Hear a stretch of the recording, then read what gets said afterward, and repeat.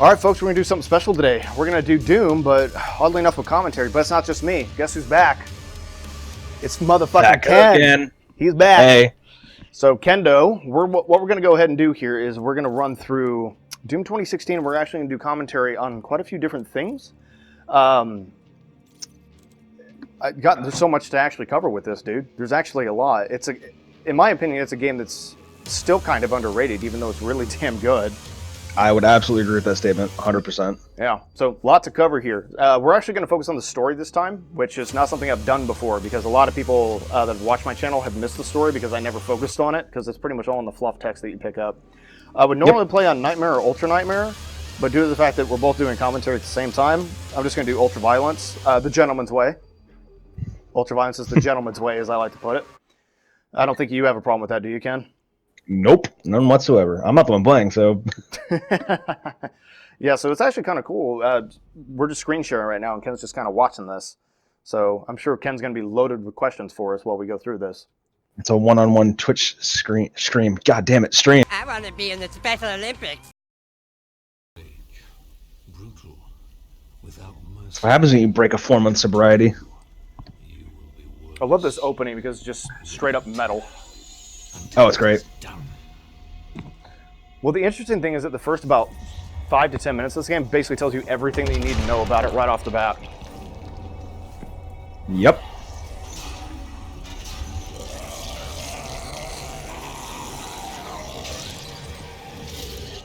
I love this bit. Oh, it's great, yeah. Now, this surprised me when the game first came out because it literally just throws you right into it. All right, you got a weapon, and you're off. Does not waste your time.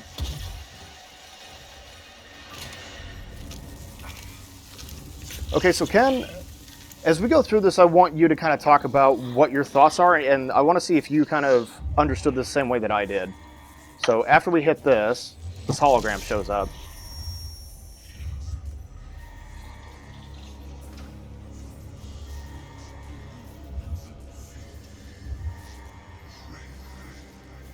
We have to contain this. See, I always love that because you're in a sarcophagus and they're just worshiping you. Yeah.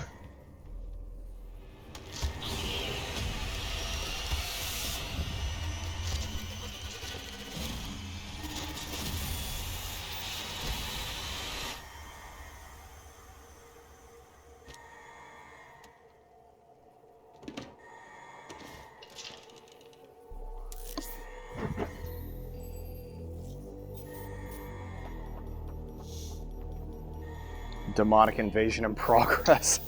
Yeah, they wasted no time telling you what was going on. Exactly. Which is great because they didn't have to waste their time expositioning their way into stuff that didn't really matter. Exactly. I know that Hugo Martin, the creative director for Doom, when they originally started this, they were having a hard time with it because they were like, oh, well, we're going to set up this mystery and you're going to find out that it's demons later.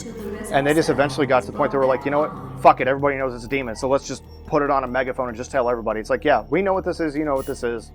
It's just Doom. Okay, let's not try to take this seriously. I'm Dr. Samuel Hayden. I'm the head of this facility. I think we can work together and resolve this problem in a way that benefits us both. And I love this. He's like, shut the fuck up. I got stuff Oh, to that's do. That was definitely the moment that I knew that this game was completely self-aware on what it was doing. Yep. Oh yeah, I got the tutorials on because it's on Ultra Violence. Ultra Nightmare. Yeah. Or Ultra Violence. Oh god, Ultra Nightmare. Yeah, I get it, game. There we go. I love the addition of glory kills, by the way, in Doom 2016. It just makes it makes the combat feel way more visceral and just satisfying. Well, plus they actually have a point. It's not just a pre-animated takedown move just for the sake of a pre-animated takedown move. It's like you get health out of it. Which in the middle of combat, that's the only way that you're going to stay alive if you're low on health. Yep. It's like, be more... Oh, you can't go hide. It's like, oh, you're low on health, well, get more aggressive. Get better. Yeah. Oh, aren't you adorable? Demonic presence at unsafe levels. Lockdown. I will say, though, the first 3 levels are the ones that I don't really care much for the first 3. Because playing on Ultra Nightmare, they are undoubtedly the hardest ones. Oh, so here's your Fallout reference, right there. Oh, that's fucking cool, yeah. Yep. I never noticed that. Yeah, there's a lot of them in this game. Well, And- Bethesda, is the publisher, not publisher. No, yeah, they're the publisher. Yeah, you're right. Yeah. Oh my god. Well, this is not off to a good start. It's alright, I got this.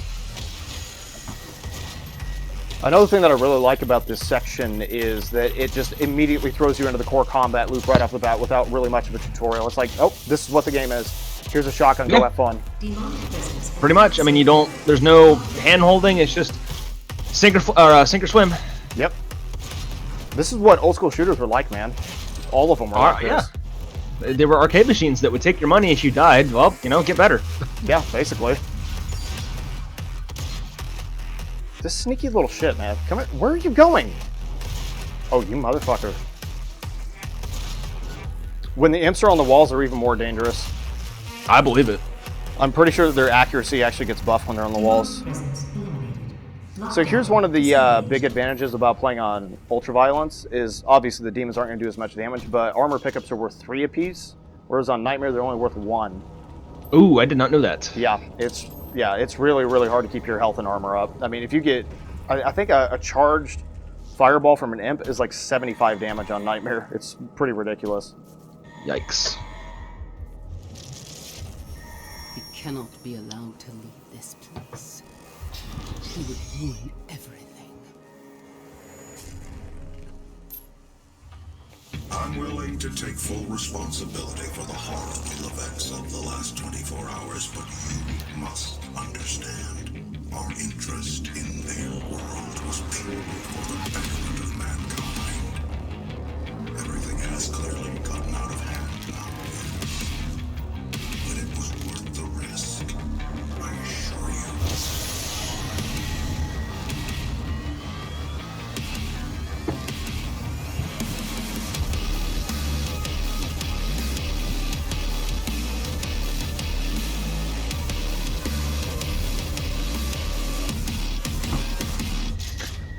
That's a great way to kick off a game, by the way. Straight out of the tutorial area. And I love the sense of irony where it pans down to the fucking dead guy. Yeah. No, this was all for the better of mankind, I promise. Like, okay. And the thing is, that opening, it tells you everything that you need to know about Doomslayer as a character. He doesn't Yep. give a shit. No. And he continues to show that throughout the entire game, which was, it's nice to have pseudo character development. No, not character development, but a consistent character throughout the entire game. Yeah, and they did it without him ever speaking a word either. Yep. And another thing that I really like is with the glory kills, they actually tie into his character because you see how terrified the demons are of him. Because you'll Oh, absolutely. yeah, you get like a glint of the demons, like their lives flash before their eyes before you kill them with the glory kills, and it just shows you just how brutal that the Slayer is. He does not give a shit.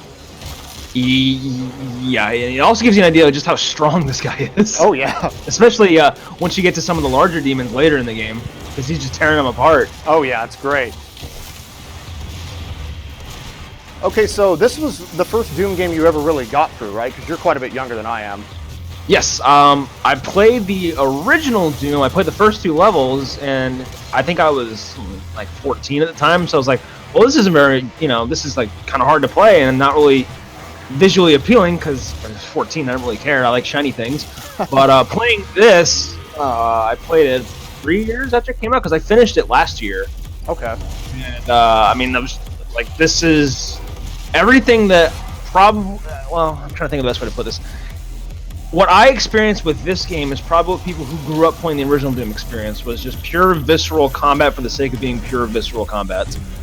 To an extent, yeah. The thing is with Doom is that it was really the first of its kind, so that was just the standard. Nowadays, the thing is that there's so many different types of shooters out there, and this type of shooter has basically completely disappeared from the public eye. Like, it's just gone now. Because everything is like Call of Duty or Halo, where it's very slow pace, and it's a pop and stop shooter, and you got regenerative health, you only have 2 weapons. And so for this to come back out, like, it was such a breath of fresh air. It's like, oh my god, like, yeah, this is what shooters used to be like. Fast, visceral, brutal, they're great. I absolutely agree with that. Almost in the same vein as the Wolfenstein reboot, at least the first one. Oh, the New Order. The New Order, where it's just, oh, this is refreshing because it's just you're just shooting up Nazis. Like who doesn't love that? Yeah, exactly. And especially with the first one, it did a really good job of bridging old school shooters with like kind of new school mechanics. Yes, I would agree with that. Yeah. 100%, yeah. And it was self-aware and over the top and ridiculous, but actually had really relatable and grounded characters. Like the New Order is fucking great. It's just I love shame about everything else that came out after it. It's a one-off. Yeah. Well, we grab our blue key card, and then right up here is your first secret in the game. I like that he collects toys, by the way. I mean, hey, man. Everyone's got to hold on to something from their childhood. Maybe Yep. he just likes toys. Hey, I'm a toy collector. So how do you feel about the grenades in this game? Absolute dog shit. Because I barely use them at all. Yeah, they are very, very, very forgettable.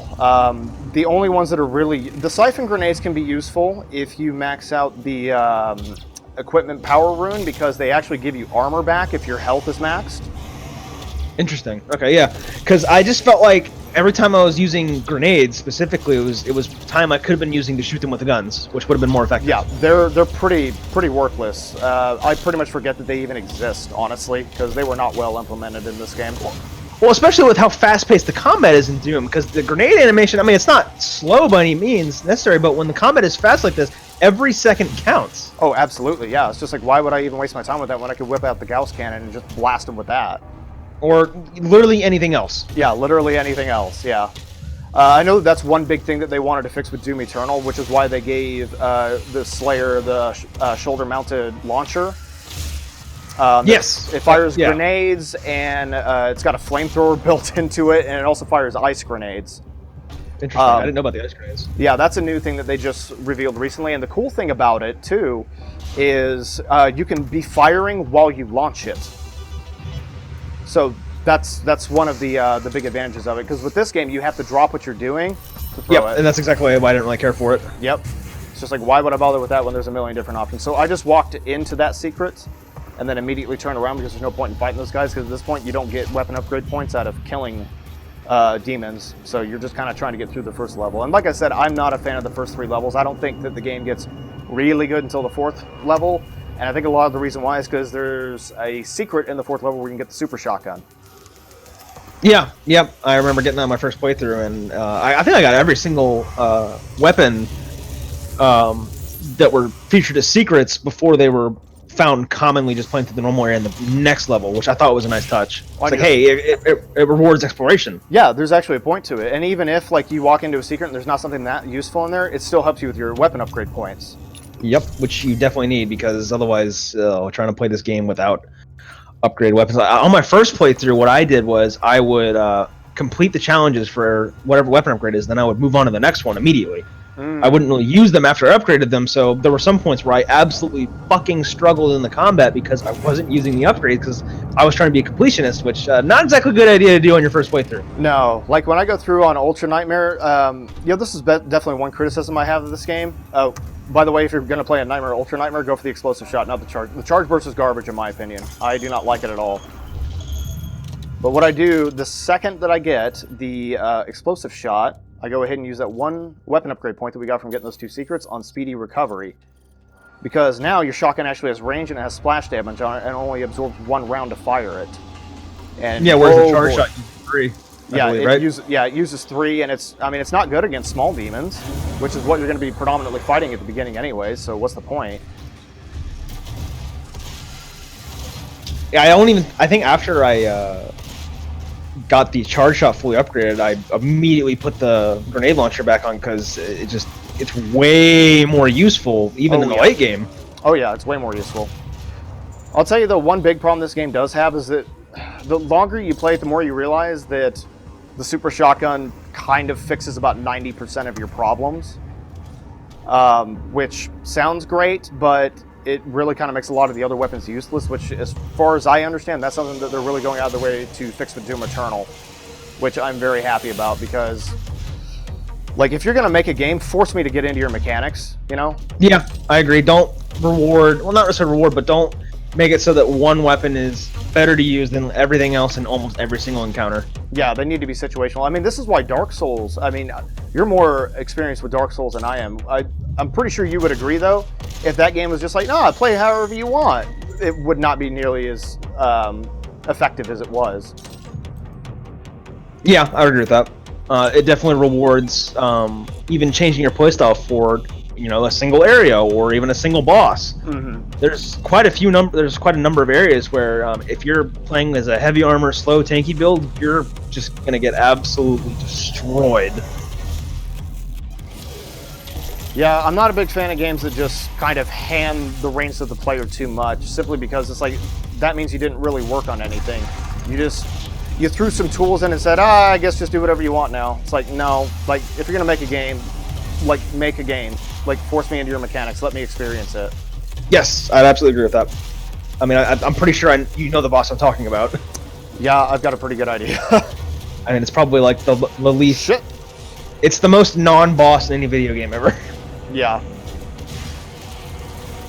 Wait, that's not the topic of the video. Yeah, we can talk about that later. It's fine though. I trust me, when the video that I'm thinking of planning on doing with you, there's going to be probably like a 30-minute rant. But anyway, yeah. For the longest time, I didn't know that the explosive barrels could be meleeed, and you could like melee them into enemies. I'm gonna be completely honest. I didn't know you could do that. Because why would you want to do that? Because I'm thinking originally when I first started playing this game, that if I melee that, it's going to blow up, right? Yeah, that's what I thought too. Well, here's some interesting stuff. Before you actually head on, there's a ton of resources in these 2 crates all the way back here. I did not know that. Yep. Look at that, full armor, and then there should be some shotgun shells in this one over here. And it's probably pretty obvious why the first 3 levels I consider to be the hardest and the least fun, because you don't have any options at that point.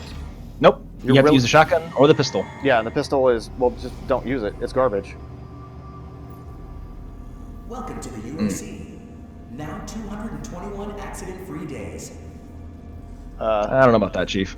I think there's quite a few accidents back there. All right, first level's out.